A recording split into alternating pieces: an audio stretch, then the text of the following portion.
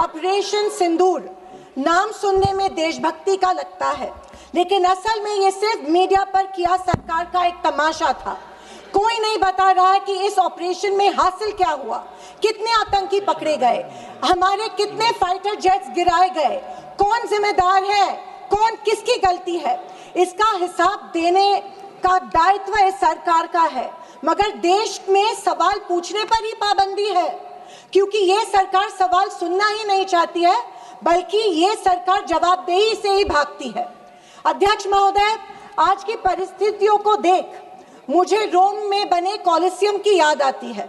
विश्व की सबसे अविस्मरणीय और पुरानी इमारतों में एक है। रोम में बनी कॉलिसियम मनुष्य की कल्पकता और निर्माण क्षमता का एक अभूतपूर्व मिसाल है, पर इसके अलावा वो एक गंदे और घिनौनी राजनीति का भी प्रतीक है।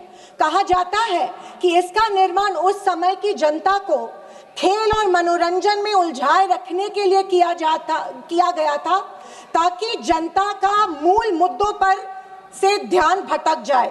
कुछ ऐसा ही आज हमारे देश की सरकार करती प्रतीत हो रही है। आदरणीय अध्यक्ष जी, एक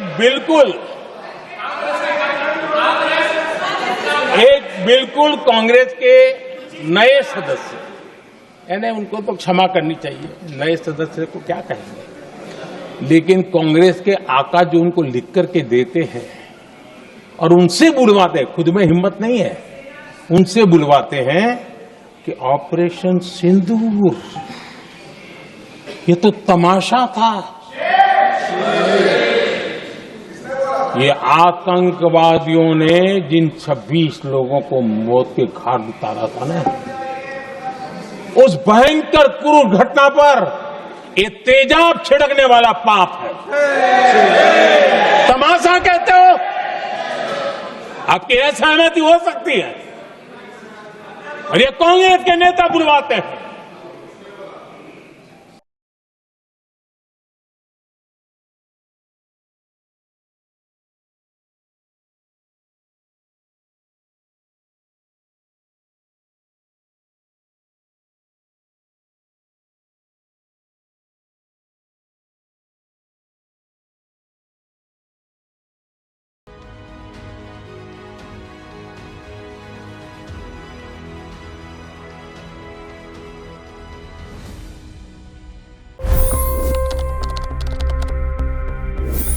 $25 करोड़ गरीब गरीबी को परास्त करके बाहर निकले।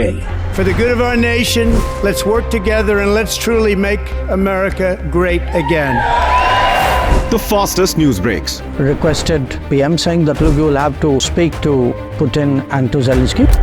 The biggest news makers. The relationship with India is probably the most important bilateral relationship the U.S. will have for the rest of this century.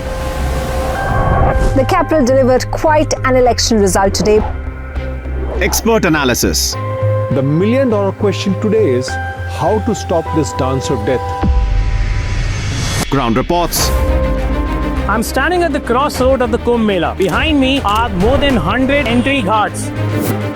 Long-form interviews. Exclusionary politics is reflected in Manipur case as well. You don't bother because this is a small state. Deep dive into burning issues. It's often said DRC could be the richest country in the whole world. It's because of what sits underneath. Why exactly did the US topple the Sheikh Hasina government? HT videos. We don't just break news, we break it down.